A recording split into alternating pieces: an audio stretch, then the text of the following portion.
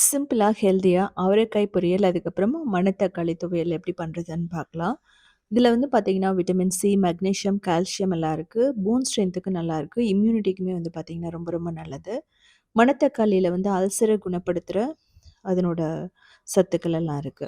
அது மட்டும் இல்லாம, நம்ம அவரைக்காயில பொட்டாசியம் இருக்கிறதுனால, நம்ம சோடியம் பேலன்ஸ், பிரஷர் லெவல் எல்லாம் மேனேஜ் பண்ணணும்னு சொல்லலாம். நல்லா சாதத்துக்கு எடுத்து போட்டு சாப்பிடும்போது அவ்வளோ சூப்பரா இருக்கும். 2மே வந்து பார்த்தீங்கன்னா, குழந்தைங்க சாப்பிட மாட்டாங்க. இப்படி செஞ்சு குடுக்கும்போது கண்டிப்பா சாப்பிடுவாங்க. இதுக்கு வந்து நாட்டு அவரைக்காய் நம்ம எடுத்துக்கணும். இது வந்து பார்த்தீங்கன்னா, ரொம்ப சின்ன சின்னதா இருக்கும். இதனோட நார வந்து நம்ம ரிமூவ் பண்ணி ஆகணும். ஸோ அவரைக்காய் சாப்பிட்றதுனால நமக்கு பசி வராது. ஏன்னா, நமக்கு வயிறு வந்து ஃபுல்லா இருக்கிற மாதிரி இருக்கும். ஸோ அதனால வெயிட் லாஸ் அப்படின்னு போம்போது கண்டிப்பா சாப்பிடலாம். கொலஸ்ட்ரால் லெவல் எல்லாம் வந்து ரெட்யூஸ் பண்ணும். அது மட்டும் இல்லாம, நமக்கு நியூட்ரிஷன்ஸ் வந்து நெறைய இருக்கிறதுனால, இது வந்து லோ கலோரி. அப்படிங்கும்போது, நம்ம டயட் இருக்கிறவங்க கண்டிப்பா எடுத்துக்கலாம். சின்ன சின்னதா கட் பண்ணி வச்சுக்கலாம். தேங்காய் எண்ணெய் ஊத்திட்டு, கடுகு, கடலப்பருப்பு, உளுத்தம் பருப்பெல்லாம் போட்டு நல்லா ரோஸ்ட் பண்ணிக்கணும்.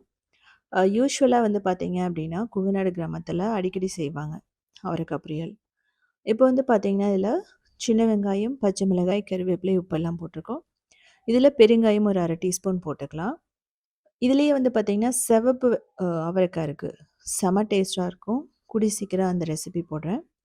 இப்போ சின்ன சின்னதா கட் பண்ணி வச்ச அவரைக்காய போட்டுட்டு, தேவையான அளவு மிளகாய் தூள், அதுக்கப்புறம் உப்பு. நான் போட்டிருக்கிறது குழம்பு மிளகாய் தூள். இது வந்து வரமிளகாயில விளக்கெண்ணெயில அரைச்சு பண்ணுவாங்க. ரொம்ப சூப்பரா இருக்கும். அந்த ரெசிபியுமே வந்து கண்டிப்பா நான் போடுறேன். இத வந்து தண்ணியே ஊத்தாம நல்லா ரோஸ்ட் பண்ணுங்க. இதுக்கப்புறமா கொஞ்சமா மட்டும் தான் தண்ணி ஊத்தணும். ரொம்ப தண்ணி ஊத்திட்டீங்கன்னா, சொத சொதன்னு ஆயிடும். அதாவது கூட்டு மாதிரி ஆயிடும். இது வந்து கிரிஸ்பியா இருக்கணும் நமக்கு. வெந்ததுக்கு அப்புறமே. ஸோ, அதனால கொஞ்சமா தண்ணி ஊத்திட்டு மூடி வச்சு ஒரு 4 நிமிஷம் வேக வச்சீங்க அப்படின்னா, சூப்பரா ரெடி ஆயிடும். அரைக்கிறதுக்கு வந்து பூண்டு, வரமிளகாய், தேங்காய், அப்புறம் கொத்தமல்லி, ஜீரகம் இதெல்லாம் போட்டு கரகரப்பா அரைச்சு எடுத்துக்கலாம். அவ்வளோதான். இந்த தண்ணி கொஞ்சம் வந்து வத்துனதுக்கு அப்புறமா, நம்ம இந்த அரைச்சு வச்சத போட்டோம் அப்படின்னா, சூப்பரான சாதத்துக்கு ஒரு சைட் டிஷ் ரெடி ஆயிடுச்சு. நீங்க சாதம் எடுக்கலனா கூட, மில்லட் வந்து திணை, வரகு, கம்பு இதெல்லாம் எடுத்துக்கும்போது, கண்டிப்பா இத வச்சு சாப்பிடலாம்.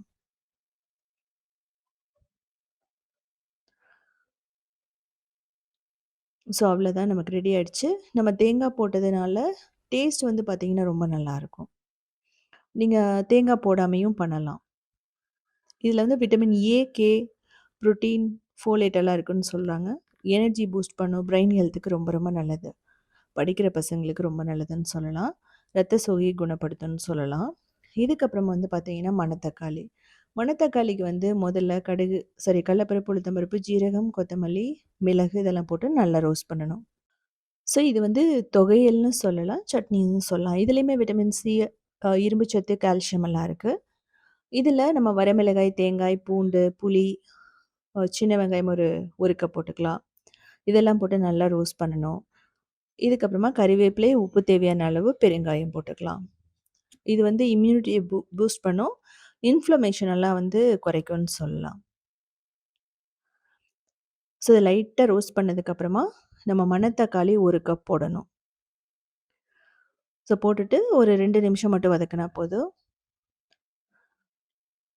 ஸோ இது வந்து பார்த்தீங்க அப்டின்னா, விட்டமின் சி இருக்கிறதுனால கண்ணுக்கு வந்து ரொம்ப ரொம்ப நல்லது.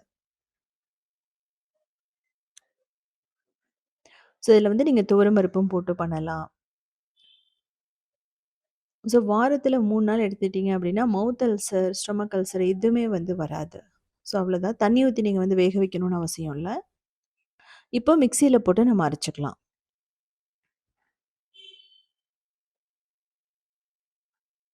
கரகரப்பா அரைச்சுக்கங்க. ரொம்ப தண்ணி ஊத்த வேண்டியதில்ல. தேவைப்பட்டா கொஞ்சமா தண்ணி ஊத்திக்கலாம். அவ்வளோதான்.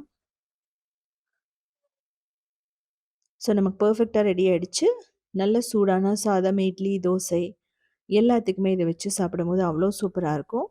நம்ம ரைஸுக்கு வச்சுக்கும்போது நல்லெண்ணெய், தேங்காய் எண்ணெய், நெய் எது வேணாலும் விட்டு சாப்பிடலாம். இது வந்து குழந்தைகளுக்கு வெரைட்டி ரைஸா கூட நீங்க செஞ்சு குடுக்கலாம். சாதத்தோட மிக்ஸ் பண்ணி குழந்தை கண்டிப்பா சாப்பிடுவாங்க. இதே மாரி சிம்பிளான யூனிக்கான ரெசிபீஸ் வேணும் அப்டின்னா, நீங்க உத்தமி கிச்சன ஃபாலோ பண்ணலாம். கிரியேட்டிவ் வேர்ல்டுன்னு சொல்லிட்டு இன்னொரு சேனலுமே இருக்கு. அதுலயுமே 2000 ரெசிபீஸ் இருக்கு. அது மட்டும் இல்லாம சவுத் இண்டியன் ஃபுட்ஸ் டாட்ங்கிற வெப்சைட்ட 19 இயர்ஸா ரன் பண்றோம். அதுலயுமே வந்து 8000 ரெசிபீஸ் இருக்கு. அதுல வந்து எல்லாமே வெஜிடேரியன் ரெசிபீஸ் தான். ஸோ இதே வந்து பார்த்தீங்கன்னா, கொஞ்சமா தண்ணி ஊத்தி அரைச்சு, நம்ம புளிக்குழம்பு மாதிரியும் வைக்கலாம். மணத்தக்காளி புளிக்குழம்பு.